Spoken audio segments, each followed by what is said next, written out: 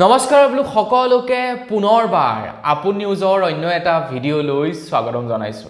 আপোনালোক সকলোৰে কাৰণে নতুনকৈ ঘোষণা কৰিছে প্ৰায় 4টা নিয়ম।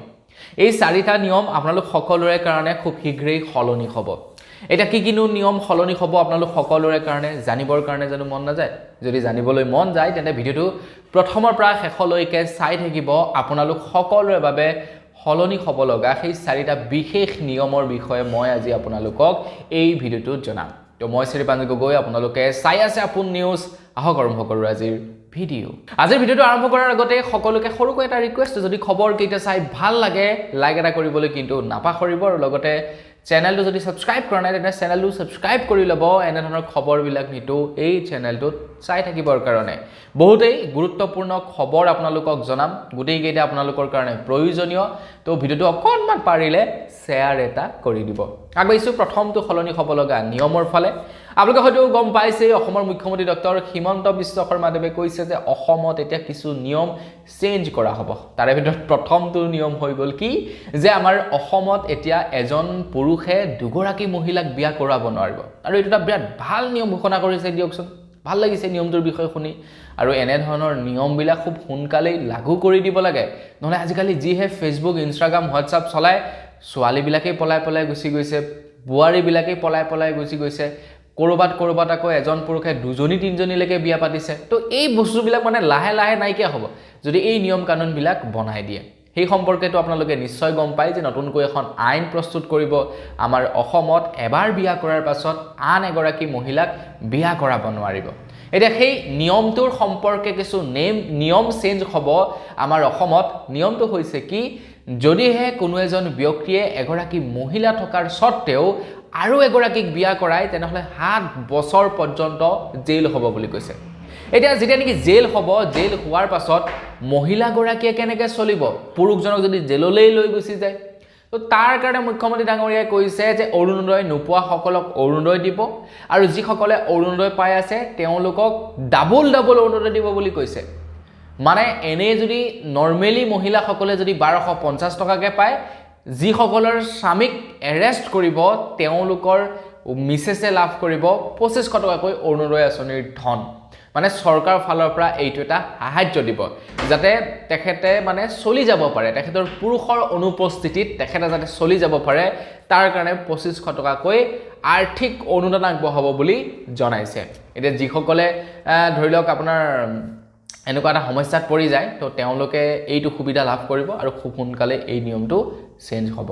আগবাঢ়িছোঁ ইয়াৰ পাছৰটো সলনি হ'ব লগা নিয়মৰ ফালে। আমাৰ ভাৰতবৰ্ষৰ এতিয়া বিভিন্ন ৰাজ্যবিলাকত HIR হৈ আছে, মানে ভোটাৰ পুনৰ নিৰীক্ষণ হৈ আছে, ভোটাৰ কাৰ্ডৰ ৰিভেৰিফিকেশ্যন হৈ আছে বুলি এক প্ৰকাৰে ক'ব পাৰি। তো ইয়াতে কি হৈ গৈছে, যিসকলৰ নেকি আপোনাৰ অকণমান খেলি মেলি পাব তেওঁলোকৰ নাম কৰ্তন কৰিছে, আৰু যিসকলৰ নাম অন্তৰ্ভুক্ত কৰাব লগা আছে তেওঁলোকে নাম অন্তৰ্ভুক্ত কৰাব পাৰিছে। আপোনাৰ যদি ভোটাৰ লিষ্টত নাম কিবা খেলি মেলি হৈ আছে, সেয়া আকৌ আপোনালোকে সংশোধন কৰিব পাৰিছে এই SIRৰ জৰিয়তে। আমাৰ ভাৰতবৰ্ষত মানে এনেকুৱা কিছুমান মানুহ আছে ন, যিবিলাকে 2 নম্বৰী কৰি 2-3 জেগাত ভোটাৰ তালিকাত নাম সন্নিৱিষ্ট কৰি থৈছে। আৰু এই বস্তুটো নাইকিয়া কৰিবৰ কাৰণে মুখ্যমন্ত্ৰী ডাঙৰীয়াই কি কৰিছে, নতুনকৈ নিয়মেই চেঞ্জ কৰি দিছে যে তোমালোকে য'তে ত'তে 2-3বাৰকৈ নাম উঠাই ভোট দিব নোৱাৰিব। এখন মানে ষ্টেটত তোমালোকে এবাৰেই ভোট দিব পাৰিবা, বা গোটেই ভাৰতবৰ্ষৰ ভিতৰত তোমালোকে এবাৰেই ভোট দিব পাৰিবা। এতিয়া বহুতে আকৌ ইয়াক লৈ প্ৰশ্ন উত্থাপিত কৰিছে। বহুতৰ মনত মানে সন্দেহ উপজি গৈছে যে এই SIRৰ জৰিয়তে ভাৰত চৰকাৰে 2 নম্বৰী কৰি বিভিন্ন বাংলাদেশী মানুহৰ নাম ভৰাই দিব বুলি মানে বিভিন্ন ধৰণৰ খবৰ ওলাই পৰিছে।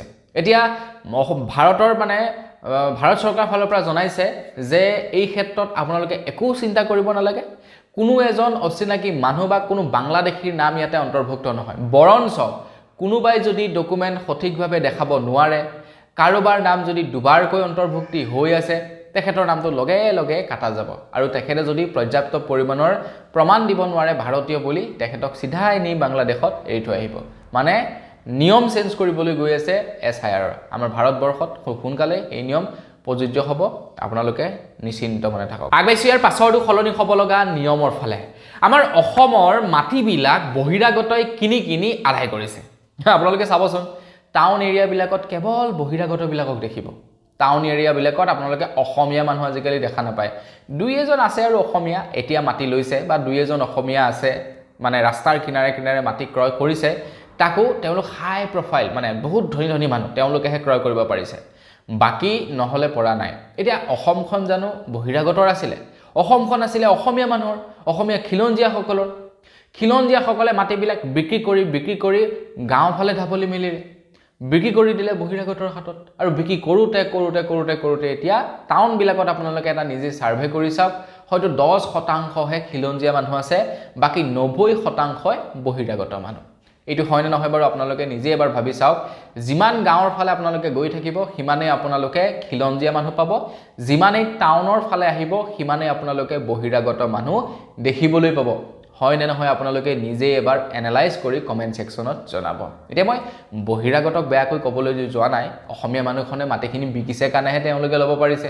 যদি বিকি নকৰিলেহেঁতেন থৰি না তেওঁলোকৰ পৰা জোৰ জবৰদস্তি ধমকি দি ললেহেঁতেন নলয় কেতিয়াও তেওঁলোকে বিক্ৰী কৰিছে কাৰণে ল'ব পাৰিছে গতিকে আমি ইয়াতে বহিৰাগতখিনিকো দুখ দি লাভ নাই বাৰু যি কি নহওক এটা খবৰ ওলাই পৰিছে যে আমাৰ অসমত এতিয়া বহিৰাগতই মাটি ক্ৰয় কৰিব নোৱাৰিব তাৰ কাৰণে এখন বিধেয়ক আনিব বুলি জনাইছে মন্ত্ৰী হিমন্ত বিশ্ব শৰ্মাদেৱে যাতে বহিৰাগতসকলক মাটি বিক্ৰী কৰিবও নোৱাৰে যাতে খিলঞ্জীয়াৰ মাটি বহিৰাগতৰ হাতলৈও নাযাওক তাৰ কাৰণে নতুন নিয়মটো প্ৰযোজ্য কৰিব বুলি জনাইছে কাৰণ বহিৰাগতৰ ওচৰত ঢেৰ টকা আছে তেওঁলোক ব্যৱসায়ী বিজনেছমেন তেওঁলোকে কষ্ট কৰিব পাৰে আৰু যাৰ কাৰণে তেওঁলোকৰ হাতত টকা ঢেৰ থাকে অসমীয়া মানুহখিনিৰ পৰা মাটিখিনি কিনি পেলায় বোলে 1 লাখ টকা লাগে নহয় তোক 2 লাখ টকা দিম দে একঠা মাটি এনেকৈ লৈ তেওঁলোকে প্ৰথমে অকমান ল'ব লাহে লাহে তেওঁলোকৰ ওচৰৰ মাটিখিনি ল'ব পাছফালৰ মাটিখিনি ল'ব হু সাইডৰ মাটিখিনি ল'ব বাও সাইডৰ মাটিখিনি ল'ব লওঁতে তেওঁলোকৰ ঢেৰ মাটি হৈ যায় আৰু আমাৰ খিলঞ্জীয়া মানুহখিনিয়ে বিক্ৰী কৰোতে এতিয়া গৈ পিনি সেই গাঁও অঞ্চলত সোমাই থাকিব লগা হৈছে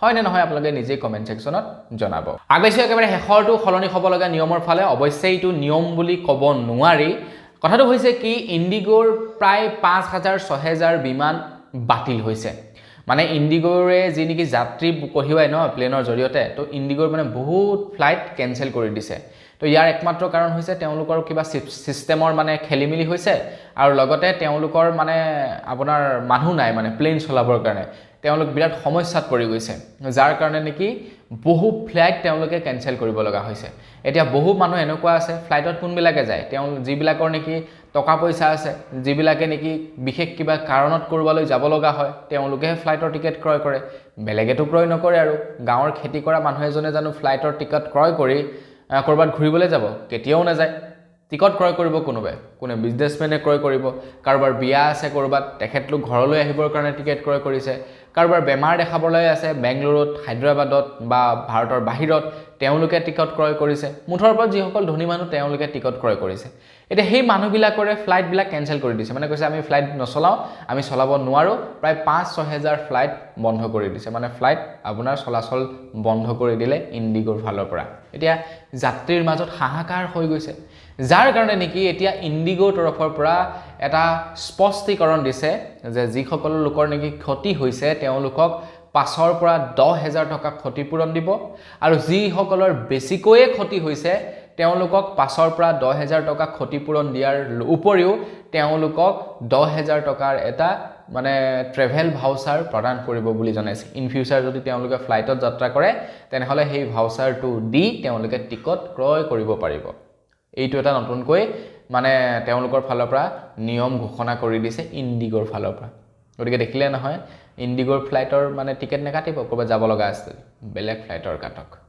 তো বন্ধু অনিবেকল বস আজিৰ ভিডিঅ জনাবলগীয়া খবৰ ইমানেই আছিল খবৰ কেইটা জানি কেনে পালে কমেন্ট সেকশনত জনাব কোনটো বেছি ভাল লাগিলে কোনটো বেয়া লাগিলে সেই সম্পৰ্কেও জনাব আজিৰ ভিডিঅ ইমানেই পুনৰ এটা লগ পোৱাৰ আশা থাকিলে বিদায় মাগিছো ধন্যবাদ জয়